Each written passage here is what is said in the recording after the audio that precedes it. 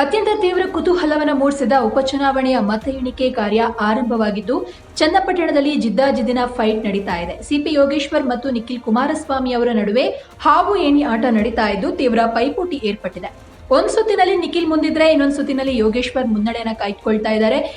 ಇನ್ನು ಚುನಾವಣೆಯಲ್ಲಿ ಇದು ಸಿಪಿ ಯೋಗೇಶ್ವರ್ ಮತ್ತು ನಿಖಿಲ್ ಕುಮಾರಸ್ವಾಮಿ ನಡುವಿನ ಫೈಟ್ ಆದರೆ ವಾಸ್ತವದಲ್ಲಿ ಇದು ಡಿಸಿಎಂ ಡಿಕೆ ಶಿವಕುಮಾರ್ ಮತ್ತು ಮಾಜಿ ಸಿಎಂ ಎಚ್ ಡಿ ಕುಮಾರಸ್ವಾಮಿ ನಡುವಿನ ಪೈಪೋಟಿ ಅಂತ ಹೇಳಲಾಗ್ತಾ ಇದೆ. ಇನ್ನು ಮೊದಲು ಅಂಚೆ ಮತಗಳ ಎಣಿಕೆ ಮಾಡಲಾಗಿದೆ.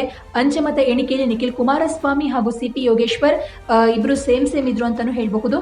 ಇನ್ನು ಇಬ್ಬರು ಅಭ್ಯರ್ಥಿಗಳು ತಲಾ 25 ಮತಗಳನ್ನು ಪಡೆದಿದ್ರೆ ನಿಖಿಲ್ ಕುಮಾರಸ್ವಾಮಿ ಮೊದಲ ಸುತ್ತಿನಲ್ಲಿ 5075 ಮತಗಳನ್ನು ಪಡೆದರೆ ಸಿಪಿ ಯೋಗೇಶ್ವರ್ ಅವರು 5124 ಮತಗಳನ್ನು ಪಡೆದುಕೊಂಡಿದ್ದಾರೆ. ಇದೀಗ 6-7ನೇ ಸುತ್ತು ನಡೀತಾ ಇರುವಂತಹ ಹೊತ್ತಲ್ಲಿ ಸಿಪಿ ಯೋಗೇಶ್ವರ್ ಅವರು ಭರ್ಜರಿ ಮುನ್ನಡೆಯನ್ನ ಕಾಯ್ದುಕೊಂಡು 15,000 ಮುನ್ನಡೆಯನ್ನ ಸಾಧಿಸಿದ್ದಾರೆ. ಒಟ್ನಲ್ಲಿ ಇದೀಗ ಇಬ್ಬರ ನಡುವೆ ಜಿದ್ದಾಜಿದ್ದಿನ ಫೈಟ್ ನಡೀತಾ ಇರೋದಂತೂ ಹೌದು. ಹಾಗಾಗಿ ಇನ್ನು ಬಹಳ ದೂರ ಸಾಗದಿದೆ. ಆರಂಭಿಕ ಹಂತದಲ್ಲಿ ಒಂದು ಶುಭ ಸೂಚನೆ.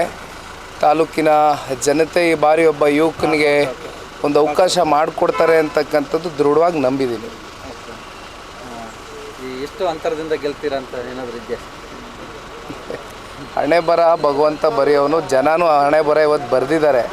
ಹಾಗಾಗಿ ಮತಗಟ್ಟೆಗಳಲ್ಲಿ ಎಲ್ಲವೂ ಕೂಡ ಇನ್ನೇನು ಕೆಲವು ಗಂಟೆಗಳಲ್ಲಿ ಇಡೀ ರಾಜ್ಯದ ಜನತೆಗೂ ಗೊತ್ತಾಗುತ್ತೆ. ಹಾಗಾಗಿ ಅದು ಅಂತರದ ಬಗ್ಗೆ ನನಗೆ ಗೊತ್ತಿಲ್ಲ, ಆದರೆ ಜನ ಒಂದು ಅವಕಾಶ ಮಾಡ್ತಾರೆ ಅನ್ನೋ ಒಂದು ದೃಢವಾದಂಥ ಒಂದು ನಂಬಿಕೆ ಅಂತೂ ಇಟ್ಕೊಂಡಿದ್ದೀನಿ. Thank you.